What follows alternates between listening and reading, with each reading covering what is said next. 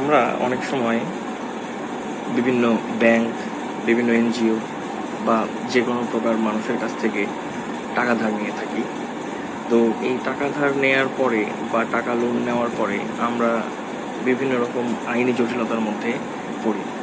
অনেক সময় টাকা যখন পরিশোধ করতে দেরি হয় বা পরিশোধ করতে না পারি বা পরিশোধ করতে কালক্ষেপণ করে ফেলি, তখন আমরা বিভিন্ন রকম আইনের জটিলতার মধ্যে পড়ে যাই। তারা অনেক সময় মামলা মোকদ্দমা করে বসে। তো আজকে সেটা নিয়ে কথা বলবো।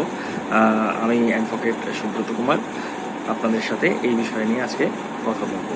দেখি অনেক সময় যখন ধার নেই বা টাকা লোন নেই বা কোনো ব্যাংক বা এনজিও বা কোনো কিছুর মাধ্যমে চেক দিয়ে অথবা স্ট্যাম্পে সই করে টাকা ধার নিই বা ধার দিয়ে থাকি, সেই ক্ষেত্রে যদি কোনো রকম আইনি প্রসেসের মধ্যে ঢুকে যাই ধার পরিশোধ করতে বা লোন পরিশোধ করতে না পেরে, তখন যারা চেক দিয়ে টাকা ধার নিয়ে থাকেন বা লোন নিয়ে থাকেন বা যেটাই করেন ব্যাংক বা এনজিওর মাধ্যমে, তারা সাধারণত 138 ধারার মামলার আওতায় চলে যান। এবং যারা স্ট্যাম্প দিয়ে বা স্ট্যাম্পে সই করে এই ধরনের কর্জ নিয়ে থাকেন কোনো ব্যক্তির কাছ থেকে অথবা কেউ কর্জ দিয়ে থাকেন, সেই ক্ষেত্রে 106-420 মামলা করে থাকি।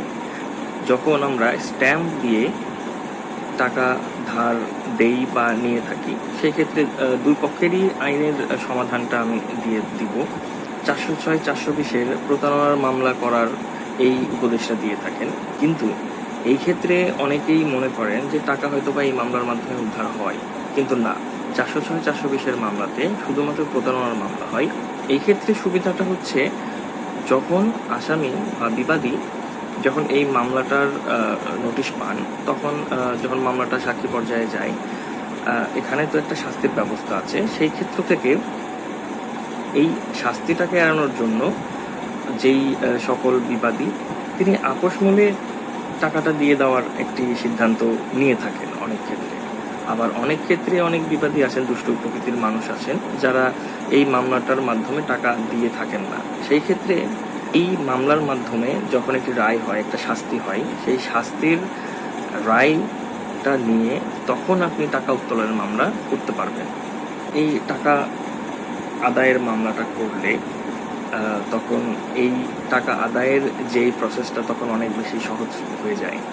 আর যারা মূলত ব্যাংক বা এনজিও বা যে কোনো ব্যক্তির কাছে চেক দিয়ে টাকা কর্জ নিয়ে থাকেন বা লোন নিয়ে থাকেন, সেই ক্ষেত্রে এনআই অ্যাক্টের অর্থাৎ নেগোশিয়েবল ইনস্ট্রুমেন্ট অ্যাক্টের 138 ধারা অনুযায়ী মামলাটা হয়ে থাকে। লিগেল নোটিশ পাঠানো হয়। লিগেল নোটিশ পাঠানোর 1 মাস পরে তখন মামলাটা ফাইল করা হয়। ফাইল করার পরে আসামি বা বিবাদীর কাছে একটি নোটিশ যায়। নোটিশ যাওয়ার মাধ্যমে তিনি উপস্থিত হয়ে তখন বিচার কার্যক্রম পরিচালিত হয়।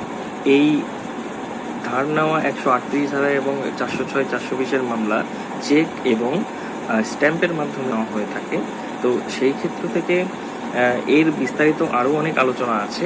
এটা আমার দ্বিতীয় পর্বে আপনাদের সঙ্গে বিস্তারিত আলোচনা করব। তবে একটি উপদেশ দিয়ে থাকি যে কোনো ব্যক্তি যদি ধার বা কর্জ নিয়ে থাকেন, তাহলে চেষ্টা করবেন ফাঁকা চেক দিয়ে যেন কর্জ না নেন, এটা একটি বলবো। আর পরিশোধের ক্ষেত্রে বলবো যে আপনারা দ্রুত পরিশোধ করে দেবেন এবং সময় অনুযায়ী যদি টাকাটা পরিশোধ করে দেন, তাহলে আপনাকে আইনি জটিলতার মধ্যে হবে না এবং আপনারা সঠিকভাবেই সুন্দর জীবন কাটাতে পারবেন।